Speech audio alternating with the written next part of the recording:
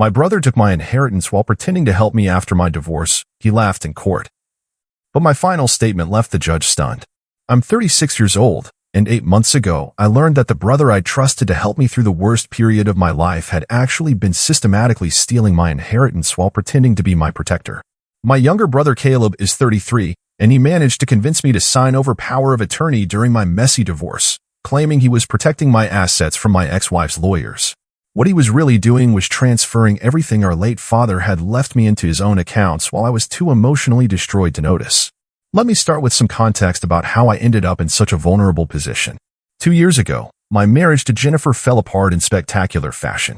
We'd been married for 8 years, and I thought we had a solid relationship until I discovered she'd been having an affair with her personal trainer for over a year.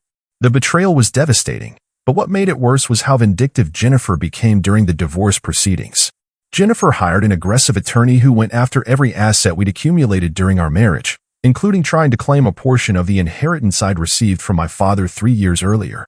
Dad had passed away from lung cancer at age 71, leaving me his house, his small business, and about $180,000 in savings and investments. The inheritance had been kept in separate accounts, but Jennifer's lawyer was arguing that since some of it had been used for home improvements and family expenses, it should be considered marital property. I work as an electrician and had been running Dad's small electrical contracting business since his death. The divorce was consuming all my mental energy, and dealing with lawyers, asset valuations, and financial documentation felt overwhelming. I was sleeping maybe 3 hours a night, barely eating, and struggling to keep the business running while fighting to protect what my father had worked his entire life to build. That's when Caleb stepped in as my supposed savior. He worked in finance at a regional bank and presented himself as someone who understood these complicated financial matters better than I did.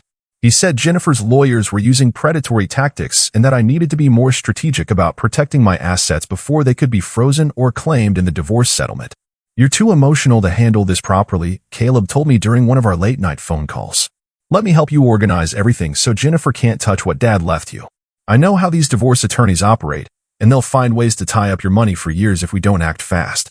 Caleb's solution was for me to sign a temporary power of attorney that would allow him to manage my financial affairs during the divorce proceedings. He explained that having assets in his name temporarily would protect them from being frozen or seized, and that once the divorce was finalized, everything would be transferred back to me. I was exhausted, overwhelmed, and desperate to protect my father's legacy from being destroyed by divorce lawyers. Caleb had always been the smarter one when it came to money and business, and he'd never given me any reason not to trust him. We'd grown up close, despite the 3-year age gap, and he'd been supportive throughout Dad's illness and death. The power of attorney document Caleb prepared looked official and professional. He explained each section to me, emphasizing how it was designed to be temporary and specific to protecting my inheritance during the divorce. The language was complex, but Caleb assured me it was just standard legal terminology to ensure the protection held up in court if challenged. I signed the papers on a Friday evening in November, sitting at Caleb's kitchen table while his wife Lauren made us coffee and expressed sympathy for what I was going through. They both seemed genuinely concerned about helping me navigate this difficult period, and I felt grateful to have family support during such a dark time. Within days of signing the power of attorney, Caleb had transferred my father's house into his name, moved the investment accounts to his control, and taken over management of the business assets. He explained each transfer as a necessary protective measure, providing me with documentation that showed everything was being held in trust for my benefit. For several months, this arrangement seemed to be working exactly as Caleb had promised. Jennifer's lawyers couldn't touch the inherited assets because they were no longer technically in my name, and my divorce attorney praised my brother's foresight in protecting the inheritance from being claimed as marital property. Caleb would send me monthly reports showing the status of all the transferred assets, complete with account statements and investment performance updates. He even continued paying me a salary from the business and handling all the administrative duties that had been overwhelming me during the divorce proceedings. The divorce was finalized in March, with Jennifer receiving her share of our marital assets but unable to claim any portion of my father's inheritance. I felt like I'd survived the worst experience of my life with my financial future intact, thanks to my brother's help and expertise. But when I asked Caleb to begin transferring everything back to my name, his response changed everything. Actually, he said during what I thought would be a celebratory dinner, "I've been thinking that this arrangement is working pretty well for both of us. You don't have to worry about managing investments or business operations, and I can make sure everything continues to grow properly." I assumed he was just being cautious about the timing of the transfers and would eventually follow through on our agreement. I had no idea that Caleb had been systematically converting my inheritance into his permanent assets while maintaining the facade of temporary protection. It would take me months to discover the truth, and by then, Caleb had stolen everything my father had worked his entire life to build. But what he didn't know was that I'd been keeping detailed records of every conversation and every promise he'd made about returning my inheritance. When we finally faced each other in court, Caleb thought he'd won. He had no idea what I was about to reveal. The first red flag came in April, about a month after my divorce was finalized. I asked Caleb about starting the process of transferring everything back to my name, and he gave me a vague response about waiting for the optimal tax timing and making sure there wouldn't be any lingering legal issues from the divorce. These things take time to do properly, he said. We want to make sure Jennifer can't come back later and claim there was fraud or hidden assets. Give it a few more months, and then we'll start moving everything back. It seemed reasonable at the time. I was still emotionally drained from the divorce and honestly relieved not to have to deal with financial paperwork and investment decisions. Caleb continued sending me monthly reports and paying me a salary from Dad's business, so I assumed everything was proceeding according to our plan. But as spring turned into summer, Caleb's explanations for delaying the transfers became increasingly elaborate. He started talking about market conditions, tax implications, and legal technicalities that required waiting for better timing. When I pressed him for specific timelines, he'd change the subject or provide complex financial justifications that made my head spin. The second red flag was more subtle. In June, I noticed that Caleb and Lauren had made some significant lifestyle upgrades. They'd bought a new luxury SUV, taken an expensive vacation to Europe, and started talking about renovating their kitchen. When I asked Caleb about their sudden prosperity, he mentioned some successful investments and a bonus from his bank job. I didn't think much of it at the time, but looking back, the timing was suspicious.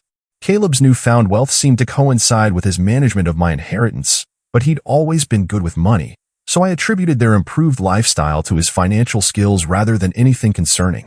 The third red flag was the hardest to ignore. In August, I ran into one of Dad's former business clients who mentioned that he'd been surprised to learn that Caleb had sold the business. According to the client, the sale had happened months earlier, and the buyer had told him that Caleb was the sole owner who decided to liquidate the company.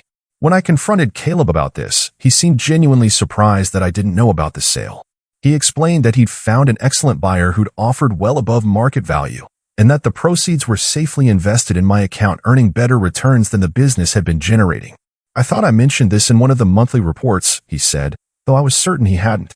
The sale was too good to pass up, and the timing worked out perfectly. You're actually coming out way ahead financially. Caleb showed me documentation of the sale and the investment of the proceeds, and everything looked legitimate. But something felt wrong about the whole situation. Dad had built that business over 30 years, and I'd always assumed I'd continue running it as his legacy. The idea of it being sold without my direct input, even though I'd signed papers giving Caleb authority to manage it, left me feeling unsettled. That's when I started paying closer attention to the monthly reports Caleb had been sending me. I began comparing them to previous months and noticed some inconsistencies in account numbers and investment descriptions. Some of the assets that had been listed in earlier reports were no longer mentioned, and when I asked about them, Caleb would provide explanations about portfolio rebalancing and strategic reallocations. In September, I decided to verify some of the information independently. I called the investment firm that supposedly held one of my largest accounts and asked to speak with someone about my portfolio. After providing my identification information, the representative told me they had no record of any accounts in my name. When I confronted Caleb about this, he seemed annoyed that I was questioning his management of my affairs. He explained that the accounts were held in trust structures for tax and legal protection purposes, which meant they wouldn't show up under my name in normal database searches. This is exactly why I handle these things instead of you, he said with obvious frustration. You don't understand the complexities of asset protection and trust structures. If you keep calling around asking questions, you could actually compromise the legal protections we've set up. Caleb's dismissive attitude was a fourth red flag that I couldn't ignore. The brother who had been so patient and helpful during my divorce was now treating me like an annoying burden who didn't understand important financial matters. His explanations were becoming more condescending and less detailed, and he seemed irritated whenever I asked specific questions about my own inheritance. By October, I'd become suspicious enough to consult with an attorney who specialized in financial fraud and estate issues. I brought all of Caleb's monthly reports, copies of the power of attorney documents, and my own records of our conversations about protecting and eventually returning my inheritance. The attorney's assessment was devastating.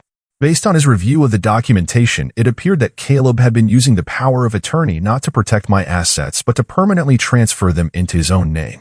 The monthly reports I'd been receiving were essentially fiction, showing investments and accounts that either didn't exist or were actually owned by Caleb. Your brother has committed multiple felonies, the attorney told me bluntly.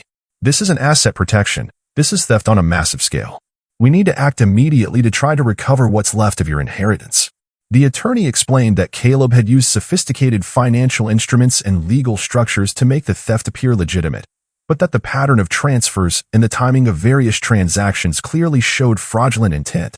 We would need to file both criminal complaints and civil lawsuits to have any chance of recovering my father's legacy. That night, I sat in my apartment staring at the evidence of my brother's betrayal. Caleb hadn't just stolen my money. He'd stolen my trust in family, my faith in people's basic decency, and my father's life's work. But what he didn't know was that I'd been recording many of our conversations about the inheritance, and those recordings were about to become crucial evidence in court. The legal battle that followed would test everything I thought I knew about justice, family, and standing up for what's right. Filing charges against my own brother was one of the hardest decisions I've ever made, but my attorney made it clear that criminal prosecution was essential for recovering my inheritance.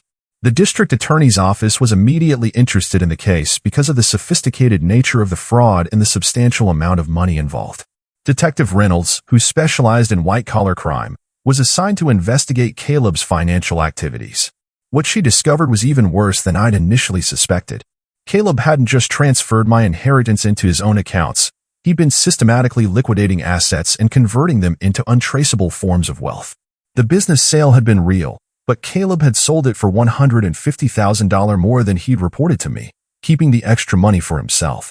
Dad's house had been sold 3 months earlier, with Caleb claiming in the paperwork that he was the sole heir.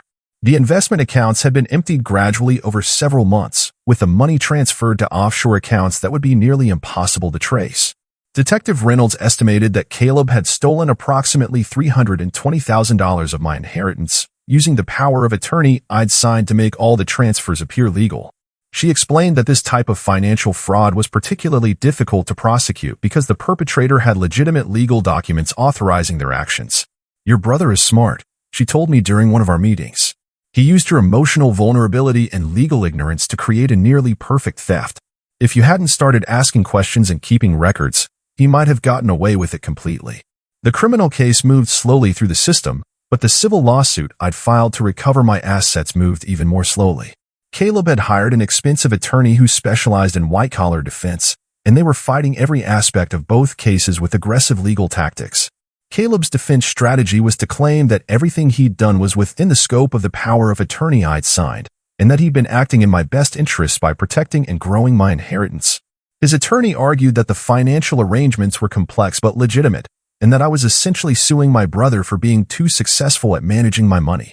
During depositions, Caleb maintained the fiction that he'd been protecting my assets and that all the transfers were temporary measures designed to shield the inheritance from potential claims. He claimed that the offshore accounts were sophisticated trust structures recommended by financial advisors, and that I would have access to everything once the legal protections were properly established. But I had evidence that Caleb didn't know about. Throughout the entire process, I'd been recording our phone conversations using an app on my phone.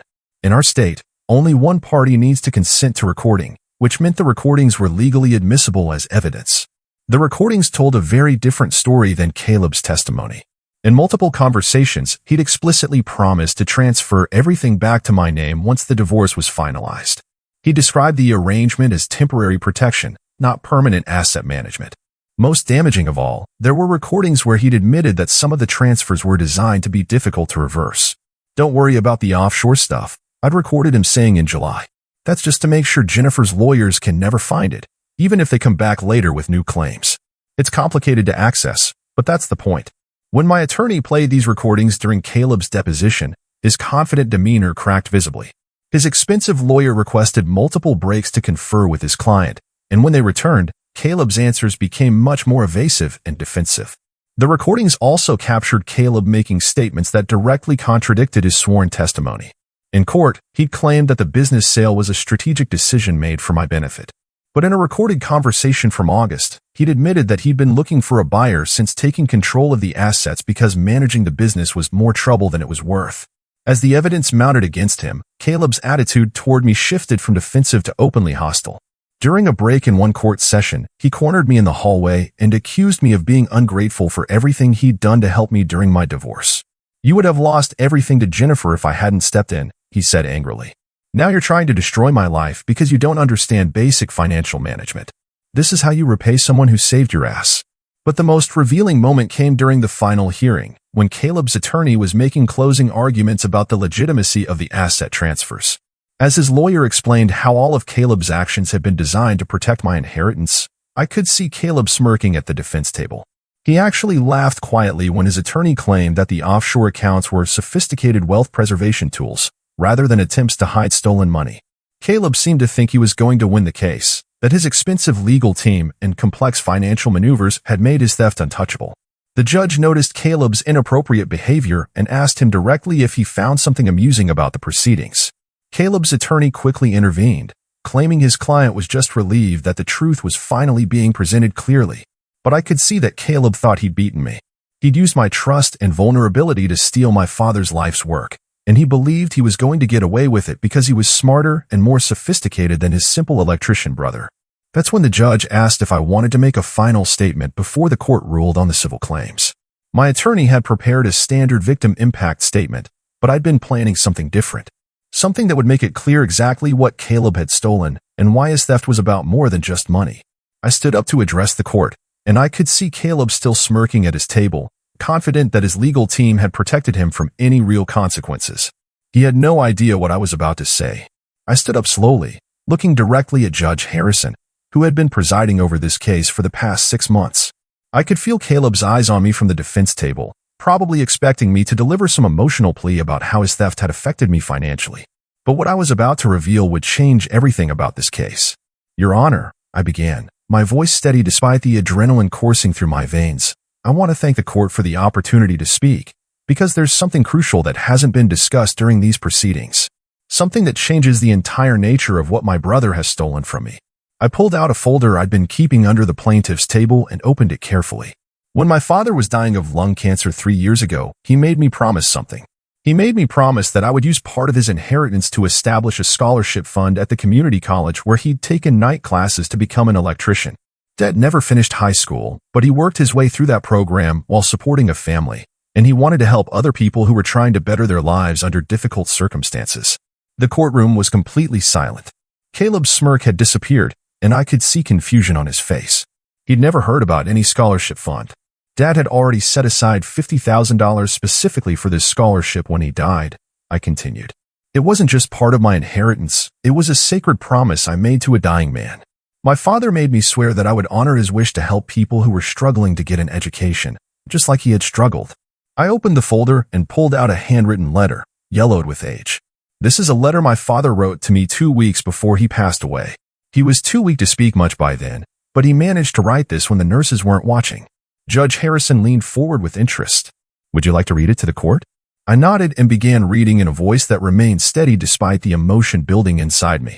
"Son, by the time you read this, I'll be gone, but I need you to know something important.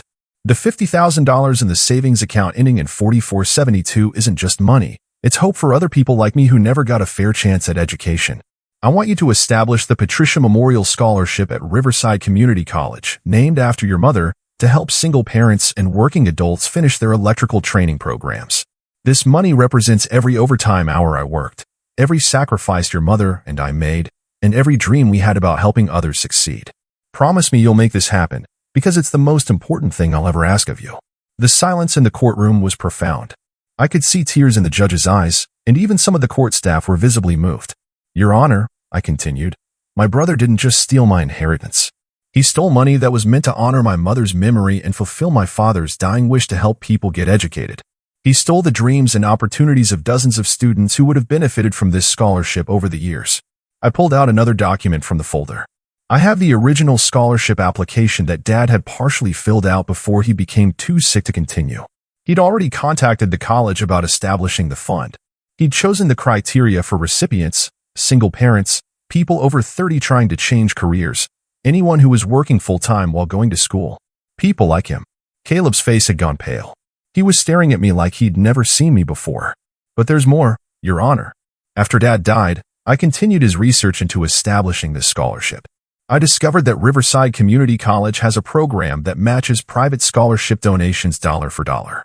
That means Dad's $50,000 would have become $100,000 to help students.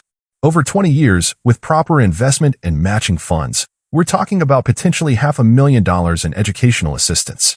I turned to look directly at Caleb for the first time during my statement. My brother didn't just steal money from me.